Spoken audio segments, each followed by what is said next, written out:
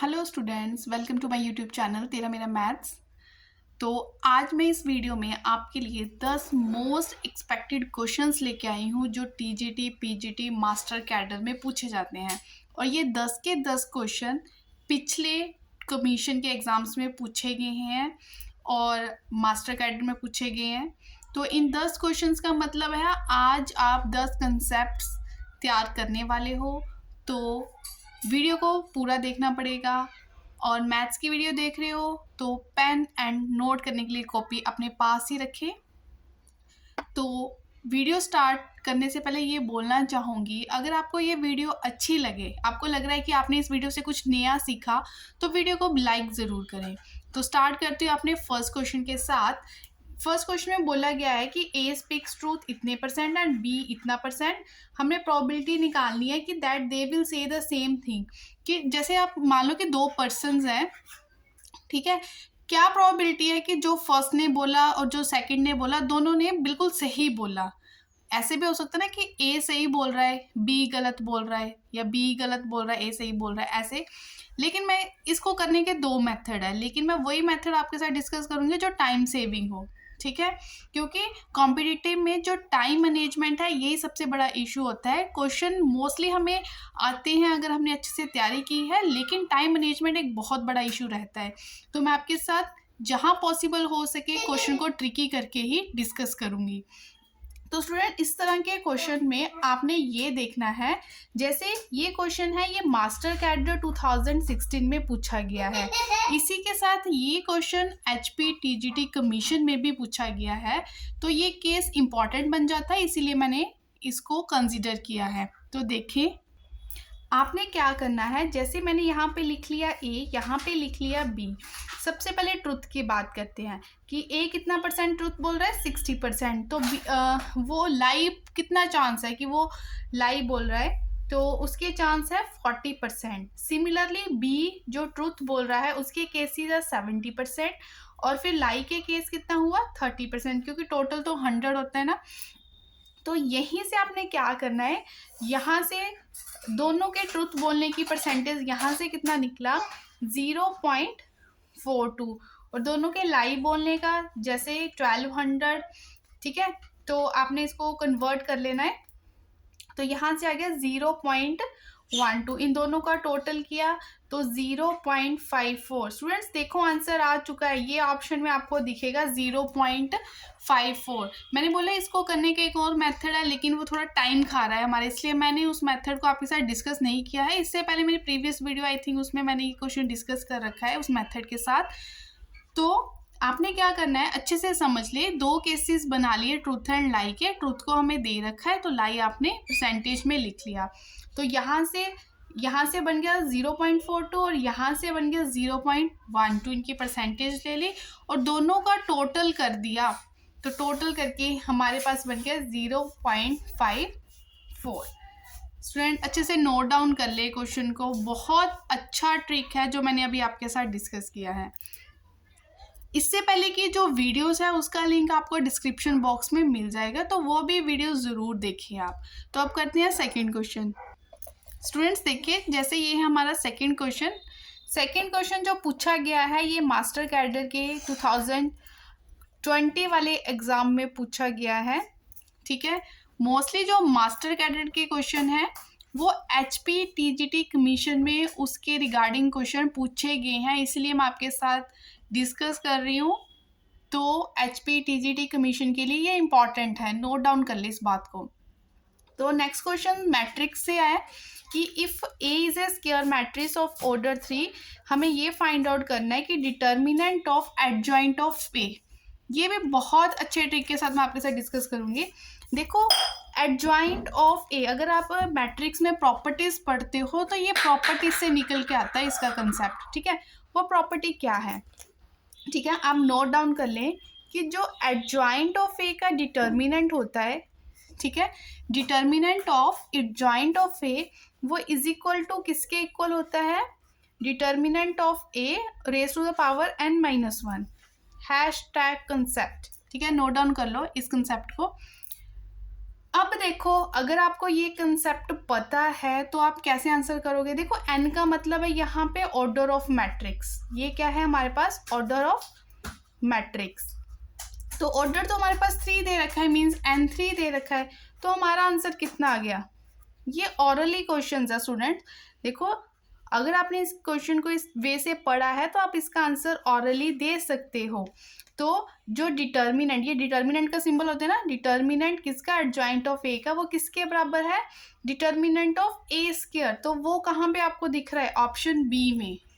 Very simple question, very simple. ठीक है, अच्छे से नोट डाउन कर लो। इस क्वेश्चन का जो हैशटैग ट्रिक है या प्रॉपर्टी है वो ये थी, हमने जस्ट वैल्यू पुट करने का काम किया। आई होप ये आपको अच्छा लग रहा होगा। जो मैंने 2 क्वेश्चन आपके साथ डिस्कस किए वो आपको अच्छे से समझ आए होंगे। अब करते हैं अपना third question. Student next question है, ये भी मैट्रिक्स से ही है।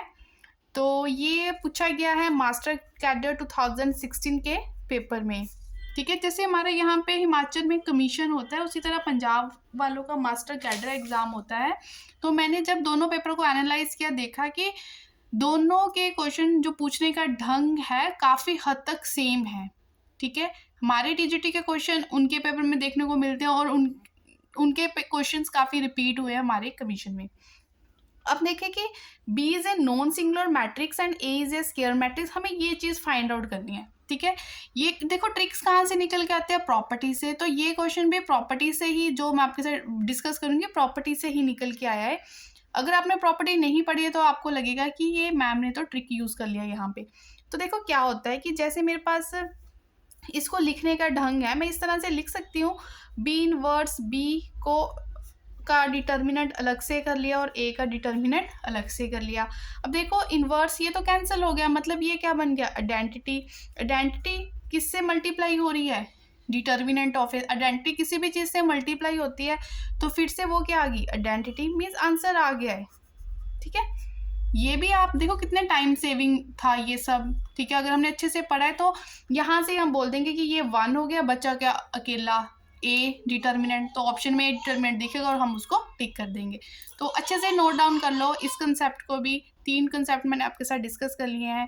तो मेरे आने वाली वीडियोस में भी most expected question regarding TGT exam होंगे, तो वो आप सारी वीडियोस देखें। चैनल पे नहीं हो तो चैनल को सब्सक्राइब कर ले। वीडियो अच्छी लग रही है तो वीडियो को भी ज़रूर लाइक करें, लाइक करना बनता है। ठीक है, अब मैं आपके साथ डिस्कस करती हूँ फोर्थ क्वेश्चन। जो नेक्स्ट क्वेश्चन आप देखिए, प्रोजेक्शन वेक्टर, मतलब वेक्टर वाले चैप्टर से पूछा गया है नेक्स्ट क्वेश्चन।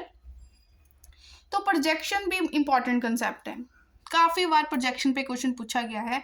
प्रोजेक्शन हमने ये देखना है कि ऑन किसके ऊपर पूछी गई है, इस वेक्टर के ऊपर, इस वेक्टर के ऊपर प्रोजेक्शन पूछी गई है। तो मैंने वेक्टर के ऊपर एक अलग से वीडियो बना के रखी है, वो वीडियो भी आप जरूर देखिए, आपका वेक्टर चैप्टर पूरा क्लियर हो जाएगा वहाँ से।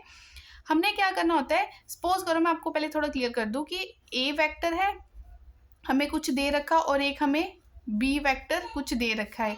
जो हमें प्रोजेक्शन पूछी गई है वो किसकी पूछी गई है, ए ऑन बी। ठीक है, तो हमने क्या करना होता है, ऊपर तो दोनों वेक्टर्स का क्या होना है, प्रोजेक्शन के केस में डॉट प्रोडक्ट होगा, और नीचे हमने क्या लिखना है, मैग्नीट्यूड फॉर्म लिखनी है किसकी, जिसके ऊपर प्रोजेक्शन पूछी गई है ऑन बी, तो बी की मैग्नीट्यूड फॉर्म हम नीचे लिख देंगे। उसी तरह से इस क्वेश्चन को देखो, वैसे तो मैं ईजिली कर दूंगी पर मुझे आपको समझाने के लिए स्टेप लिखने पड़ेंगे। ये मेरा ए है, ये बी। ठीक है, आई को आई से मल्टीप्लाई किया तो कितना आ गया, डॉट प्रोडक्ट में 14, यहाँ पे 1 है, 1 को 6 से किया तो +6, यहाँ से -12। ठीक है, और नीचे मैग्नीट्यूड फॉर्म हम कैसे लेते हैं कि इस b का मैग्नीट्यूड फॉर्म मीन्स i के कोफिशिएंट का square plus j and plus k के कोफिशिएंट का स्क्वायर। तो यहाँ से 4 आ गया, यहाँ से 36 आ गया, यहाँ से कितना आ गया 9। तो ये नीचे 49 का रूट बन गया, 49 का रूट कितना होता है 7, और ऊपर हमारे पास कितना बन गया 20 -12 आ गया 8। तो स्टूडेंट देखें आंसर आ चुका है। ठीक है, तो हैशटैग वाली बात थी ये वाला फॉर्मूला। ठीक है, प्रोजेक्शन का ये वाला फॉर्मूला। फिर बच्चों को ये तो पता ही होगा कि किसी भी वेक्टर का मैग्नीट्यूड फॉर्म हम कैसे लेते हैं, आई जे के कॉफिशेंट्स होते हैं जो आई जे के कैप के, उनके कॉफिशेंट का स्क्वायर करके, इस तरह से। तो आंसर ये आ चुका है। तो ये भी मास्टर गाइडर के एग्जाम में पूछा गया है क्वेश्चन, इंपॉर्टेंट क्वेश्चन है, तो इसको भी अच्छे से कंसेप्ट को नोट डाउन कर लें। देखिए नेक्स्ट क्वेश्चन है जो फिफ्थ, इसमें क्या बोला गया है कि if A is a Hermitian matrix then एओटा ए कितना होगा। वैसे एओटा ए, ये तो ऐसे ही हमने कंसेप्ट पढ़ लिया है, 2-3 बार देखने को मिले तो हमें आंसर पता होगा कि एओटा ए क्या होगा, लेकिन मैं आपको निकाल के बता देती हूँ आपने कैसे करना है। सबसे पहले स्टूडेंट्स हमें ये पता होना चाहिए कि जो हर्मिशियन मैट्रिक्स होती है वो क्या होती है। जैसे ए हर्मिशियन मैट्रिक्स है, इसमें A is equal to A transpose, दोनों क्या होंगे, ए और ए का ट्रांसपोज इक्वल है। ये होती है डेफिनेशन हर्मिशियन मैट्रिक्स की। उसके बाद सपोज करो कि हमारे पास हमने इस तरह से सपोज कर लिया कि x इज इक्वल टू, हमने एओटा ए निकालना है ना, x मान लिया इसको एओटा ए, ठीक है। तो हमने इन दोनों का ट्रांसपोज कर दिया, एओटा ए, इसका भी ट्रांसपोज कर दिया, एओटा का हो गया माइनस एओटा, ये हो गया ए ट्रांसपोज, ठीक है। जो ए ट्रांसपोज है वो किसके बराबर, हमारे पास ए के बराबर, तो माइनस एओटा ए, ठीक है। तो ये क्या हो गया हमारे पास कि जो एओटा ए था वो हमारे पास सॉल्व करके कितना आ गया, माइनस एओटा ए। तो ये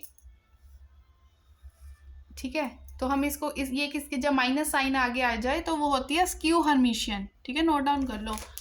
अगर एओटा साइन एओटा ए था और रिजल्ट में वो बन गया माइनस एओटा ए, तो वो हमारे पास बन गई स्क्यू हर्मिशियन मैट्रिक्स। तो आंसर इसमें आपको ऑप्शन में देखने को मिलेगा स्क्यू हर्मिशियन मैट्रिक्स, ठीक है स्टूडेंट्स, नोट डाउन कर लें। नेक्स्ट भी बहुत इंपॉर्टेंट कंसेप्ट है। देखो अगर तो बुकिश मेथड से करते हो तो पूरा स्टेप बाय स्टेप आपको सॉल्व करना पड़ेगा और फिर टाइम भी लगेगा, नो डाउट टाइम लगेगा पार्शियल इंटीग्रल निकालने में डिफरेंशियल इक्वेशन का। अब मैं आपको बताती हूँ कि आपने किस मेथड से इसको सॉल्व करना है। देखिए स्टूडेंट, आपने इस तरह का क्वेश्चन स्पेशली ये वो केस है जब यहाँ पे e coefficient e raise to the power something करके आपको राइट हैंड साइड में दे रखा हो, तो आपने कैसे करना है, आपने क्या करना है, सबसे पहले इक्वल टू करके जो फाइनल आंसर हम निकालेंगे, आपने क्या लिख दिया, जो राइट हैंड साइड पे था ई माइनस रेक्स अपॉन, जैसे डबल डिफ्रेंसिएशन है एक्सॉलरी इक्वेशन में लिख दिया इसकी डी स्क्वायर, यहाँ से आ गया डी और ये वाई को लिख दिया प्लस 1, ठीक है, इस तरह से लिख दिया। फिर आपने क्या करना है, ई माइनस एक्स वाले को एज इट इज रख दिया। अब यहाँ पे वैल्यूज पुट करनी है डी में, कौन सी डी में क्या पुट करोगे, जो यहाँ पे एक्स का कॉफिशेंट है, यहाँ पे एक्स का कॉफिशेंट कितना है -1, तो डी इज इक्वल टू हमने -1 पुट कर देना है, ठीक है। हैशटैग वाली बात है, अच्छे से सुन लो। जब आपके पास डिफरेंशियल इक्वेशन इस फॉर्म में दे रखी है और स्पेशली जब इक्वल टू के इस राइट हैंड साइड पे एक्सपोनेंशियल फंक्शन हो, तो आपने क्या करना है, जो एक्सपोनेंशियल फंक्शन में एक्स का कॉफिशेंट होगा वो आपने ये एक्सॉलरी इक्वेशन में पुट कर देना है। जैसे -1 का स्क्वायर 1 किया, यहाँ से -1 आ गया +1 आ गया, तो देखो फाइनल आंसर आ चुका है, ठीक है। ई माइनस एक्स हमारे पास जो फाइनल आंसर है आ चुका है, तो किसको आप टिक करोगे, ऑप्शन ए को, तो ऑप्शन ए आपका यहाँ पे आंसर होगा। आई होप ये बात भी आपको अच्छी लगी होगी, क्योंकि मुझे अच्छी लगी है, ठीक है, क्योंकि इसमें टाइम कम लग रहा है, तो आपको भी अच्छी लगेगी। अब करते हैं अपना 7th क्वेश्चन। नेक्स्ट क्वेश्चन देखिए students, the rate of change of sphere with respect to, एक स्फीयर की बात हो रही है, उसके सरफेस एरिया की बात हो रही है, rate of change of sphere की बात हो रही है, यहाँ पे रेडियस हमें दे रखा है और ऑप्शंस दे रखी है। हम क्या कर सकते हैं, हमें क्या बोला है, rate of change of sphere का मतलब है वॉल्यूम ऑफ स्फीयर चेंज हो रहा है with respect to its surface area, मतलब डी अपॉन डी एक्स, ठीक है। हमें पता ही है वॉल्यूम ऑफ स्फीयर कितना होता है स्टूडेंट्स, 4/3πr³, ठीक है।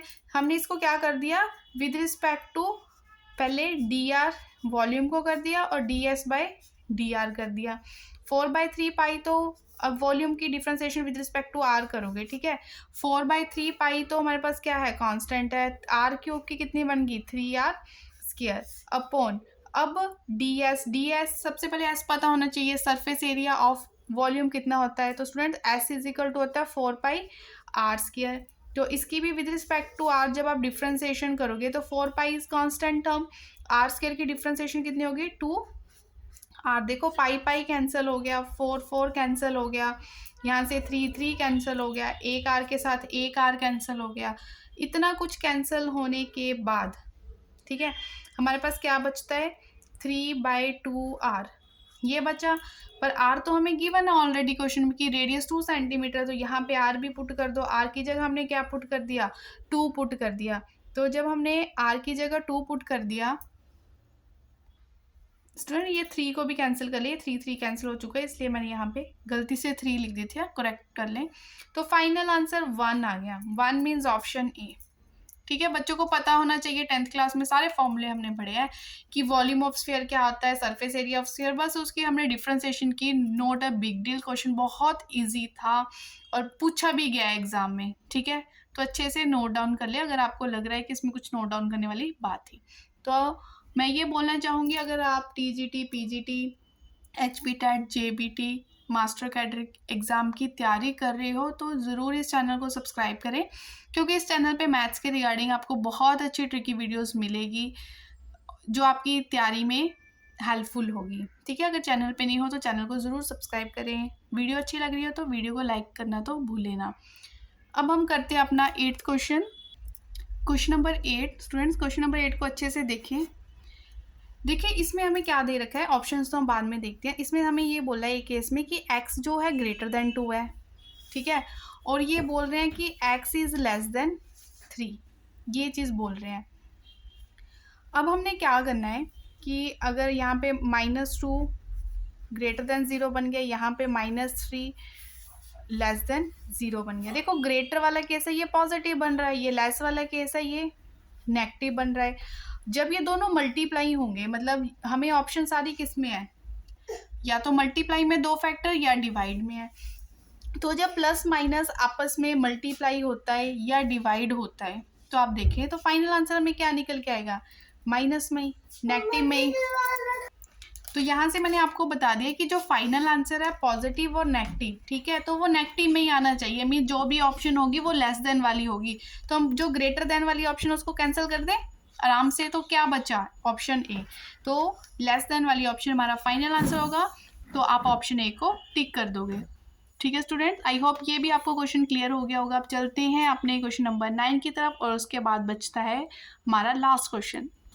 देखिए जो हमारा क्वेश्चन नंबर 9 था ये कंसेप्ट बेस्ड क्वेश्चन है। पहले मैं आपको इसका कंसेप्ट बता देती हूँ कि क्वेश्चन में काउंटेबल एंड अनकाउंटेबल की बात हो रखी है। N means natural number, rational, irrational and real. तो अच्छे से नोट डाउन कर लें। हैशटैग वाली बात इस क्वेश्चन में ये है कि जो सेट ऑफ नेचुरल नंबर्स होता है, सेट ऑफ इंटीजर्स होता है, सेट ऑफ रैशनल्स होता है, ये सारे सेट हमारे पास क्या होते हैं, काउंटेबल होते हैं। ठीक है तो नो डाउट इस कंसेप्ट को अच्छे से नोट डाउन कर लें। ठीक है स्टूडेंट्स, नेचुरल नंबर, इंटीजर्स और रैशनल का जो सेट होता है वो काउंटेबल होता है। और दूसरी बात ये नोट डाउन कर लो, जो इरेशनल्स का और रियल नंबर का सेट होता है ये हमारे पास क्या होता है, अनकाउंटेबल होता है। जब आपने इतनी सी बात समझ ली तो आप आंसर दे सकते हो। कहते हैं जो नेचुरल नंबर्स होते हैं वो अनकाउंटेबल होते हैं। अभी तो मैंने बोला कि नेचुरल नंबर्स काउंटेबल होते हैं, तो ये तो बात गलत है। अब रैशनल नंबर्स काउंटेबल होते हैं, हाँ जी रैशनल नंबर्स काउंटेबल होते हैं। इरेशनल्स काउंटेबल होते हैं, नहीं जी इरेशनल्स तो अनकाउंटेबल होते हैं। रियल नंबर भी अनकाउंटेबल होते हैं। तो जो हमारा करेक्ट ऑप्शन है वो है ऑप्शन नंबर बी। तो ये कंसेप्ट भी आई होप आपको अच्छे से समझ आ गया होगा। अब चलते हैं अपने लास्ट क्वेश्चन की तरफ। वीडियो अच्छा लग रहा है तो लाइक तो कर ही देना। देखिए स्टूडेंट लास्ट कंसेप्ट है, मैक्सिमम वैल्यू पूछी गई है। ये क्वेश्चन है और इसकी मैक्सिमम वैल्यू पूछी गई है और ये हमारे पास ऑप्शन है। तो चाहे मैक्सिमम पूछे चाहे मिनिमम पूछे, आप इस क्वेश्चन को अच्छे से देख लें। ये हमें जो गिवन क्वेश्चन दे रखा होता है ये एफ मतलब हमें एक फंक्शन दे दिया, ये एफ फॉर्म है। ठीक है हमने इसका क्या कर देना, डेरिवेटिव कर देना है। ठीक है आफ्टर डेरिवेशन जैसे first function as it is differentiation of second की डिफ्रेंसिएशन की, प्लस फिर second as it is differentiation of first means x की, तो 1 हो गया। तो इतना तो आप कर ही लोगे कि डिफ्रेंसिएशन तो आप कर ही लोगे। तो ये मेरे पास डिफ्रेंसिएशन आ गई। फिर जो डिफ्रेंसिएशन आई अगला स्टेप होता है उसको इक्वल टू 0 कर दो। मतलब ये सारी बात जो अभी आपने निकाल ली इसको आपने क्या कर देना है, इक्वल टू 0 कर देना है। इक्वल टू 0 करने के बाद हमारे पास यहाँ से x निकल के आया 1। ठीक है x क्या निकल के आया 1। हमें क्या पूछा गया है, मैक्सिमम वैल्यू। तो आपने 1 अपने एफ में पुट कर देना है। जो भी आपकी एक्स की वैल्यू आ गई वो आपने अपने एफ एक्स में पुट कर देनी है। तो जब हमने एफ एक्स में इसको पुट किया तो 1/e जो हमारा फाइनल आंसर आया ये हमारी क्या आ गई, मैक्सिमम वैल्यू। ओके स्टूडेंट्स, तो नोट डाउन कर ले इस कंसेप्ट को। तो अब हम मिलते हैं अपनी नेक्स्ट वीडियो में। नेक्स्ट वीडियो में भी मैं टारगेट करूंगी इंपॉर्टेंट क्वेश्चन। तो वीडियो डेली तो अपलोड नहीं होती है, लेकिन आप इस चैनल पे बने रहे। जब भी नेक्स्ट वीडियो आएगी उस वीडियो को पूरा वॉच करें, अपने एग्जाम्स की अच्छे से तैयारी करें। Thank you friends.